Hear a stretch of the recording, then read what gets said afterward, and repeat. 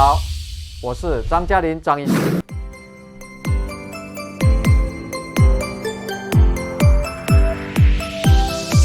欢迎收看我们健康一任务，我是主持人林秀芳。其实我知影讲，每一个人拢会退化，还是退化紧、退化慢的问题啦。即马中风已经不是老岁仔的代志啊，30几岁、20几岁，很多是小中风，你自己不知不觉的。关于中风这个问题，我就要来请教我们张嘉玲张医师。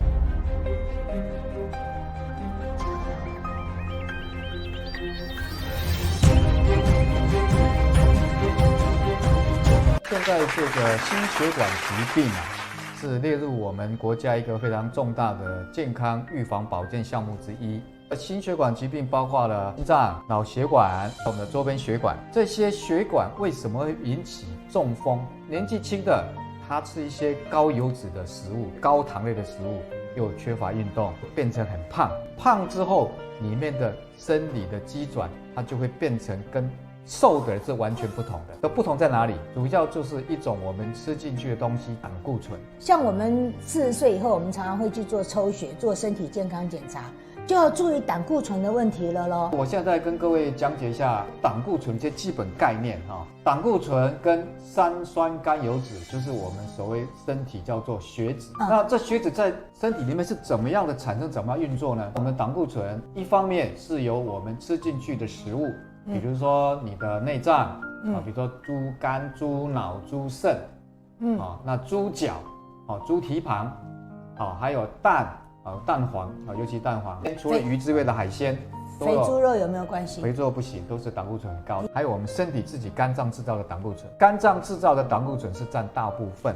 身体吃进去的还占小部分。讲到胆固醇呢，我们又可以分成好的胆固醇、坏的胆固醇，这是大家耳熟能详。它在身体里面从肝脏制造出来之后，它要运送出肝脏，都要经过一个叫做运脂蛋白，好，就像车子一样，运送脂肪的蛋白。对，那我现在有个道具，就是说我把这个当成一个车子，好，运脂蛋白。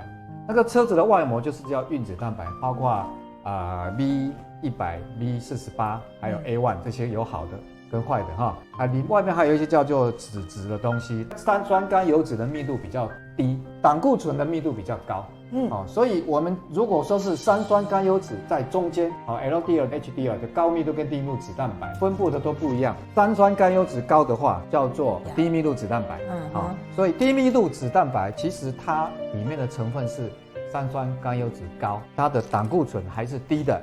它的任务是把肝脏的一些三酸甘油脂跟胆固醇运送到身体各部分，尤其到血管里面跑。低密度脂蛋白大家都觉得很可怕，而且是全世界公认最可怕，但是它本身并不可怕，因为它本身其实含量是三酸甘油脂高，它的胆固醇还比三酸甘油脂不高，所以它本身不是坏的。坏在哪里？它的含量，就是一部车跟10部车跟100部车跟1000部车这个量的关系。所以如果你吃进去的胆固醇很多，加上你肝脏制造很多，它的车子运送出去很多，这种就会造成心脏血管的大坏。里面一个叫小颗粒致密性脂蛋白是容易被血管里面的内膜细胞所捕捉。那我们这个捕捉进去之后，单核球会演化成巨噬细胞，会把这个脂肪吃进去，从内膜吃到中膜，然后会变成泡沫细胞，变成一个脂肪的垂细胞。那如果说加上我们的钙离子跑到这边来，所以这个脂肪膜以后加上血管有钙会硬化掉，所以我们血管就会变细。当你有一个心跳快的时候叫爆爆爆爆，然后停下又爆爆又爆爆爆爆爆，这叫心房颤动性的心律不整，就会造成我们的左心有一个漩涡，这个漩涡很容易打出个血块，这个血块打出来之后，它会跑到心脏就变成心肌梗塞，跑到脑子就会变成脑中风。尤其加上如果你那个内颈动脉壁增厚的话，你的血流就会改变，你的血流就会改变。对，因为我们速度是很平滑的，但是如果你这边有一个堵塞，就像我们的溪流一样，就像我过去曾经去看过黄河的壶口瀑布，它的壶口瀑布在瀑布最小的地方的时候，它的血流会很快就经过这个瀑布它就变慢，所以它的血流会不稳定。是这样。不稳定的时候，它的血块就会弹到这里，加上你这里面已经有一个狭窄的部分，那狭窄就是我刚讲这个肌转，这样就会造成血管堵塞、中风。低密度的脂蛋白把这些坏的东西运动到血里面，然后我们还有一个叫做好的胆固醇，其实还不是很好，因为好的胆固醇就相反，叫 HDL， 叫高密度脂蛋白。高密度脂蛋白反而是它运作胆固醇的量会多于三酸甘油脂的量。为什么他说好？因为它把这些不好的东西从血管身体里面输送，把它结合起来，送到肝脏去代谢掉，所以它是一个清道夫的作用。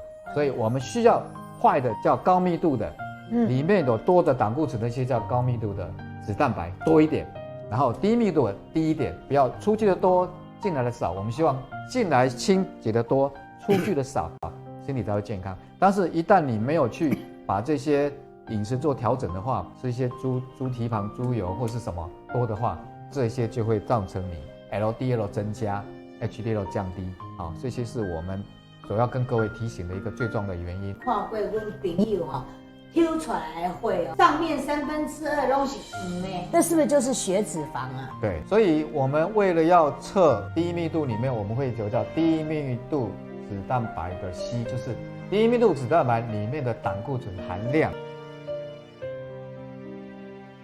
好，因为低密度脂蛋白分成类型1、类型2、类型3、类型4。类型4是最小致命的，那个是最危险性最高的。但是如果是第一类的，还没有那么多危险。所以我们在抽血的时候只能算总共的，医生会告诉你，你的低密度脂蛋白叫 LDL-C， 就是低密度脂蛋白这些车子里面的胆固醇 LDL-C 的含量多少，那个才是最重要的。我们现在的国际标准都希望说降到100以下就可以降低心血管罹患率的比例，那也希望降到70以下就可以预防心血管死亡率。那现在很多文献都希望低密度脂蛋白越低越好 ，lowest the best。那这个中风的问题有没有办法用运动啊、饮食啊，怎么样来控制？讲到这里，我们就要提到说，如果你今天很怕你自己有这些高危险群，比如说你是糖尿病，你有家族的遗传的脑中风、心血管疾病的，高血压会吗？那个家都会高血压、糖尿病，你抽烟、喝酒，你不运动，身体肥胖、熬夜、压力过大。我最近看到一个医生同业，他什么都正常，可是他还是中风，为什么？因为他在急诊室当主任，每天压力很大，所以你压力一大又睡眠不好，没有睡觉的话，你的血管就会这样收缩、舒张、收缩、舒张，也会造成。他是胖的还是瘦的？他不胖，这些也是会造成。所以我们尽量在这个时候建议人，为了你身体健康，你要把心情放松，随时保持一个非常持续稳定的。我们曾经讲过，高密度间歇性的运动跟中密度持续性的运动，就像我们卢院长这样子，常常每个礼拜都要运动，这是一个非常好的一个习惯。最后一个就是你的饮食习惯要改变。最重要，你要有选择一个很好的保养品，保养自己的血管。对，其实坊间有很多的保养品，我们都了解，怎么去选择也是非常重要的。喜欢我们的节目吗？别忘了订阅我们的频道，开启小铃铛，分享留言。你的订阅就是给我们最大的鼓励。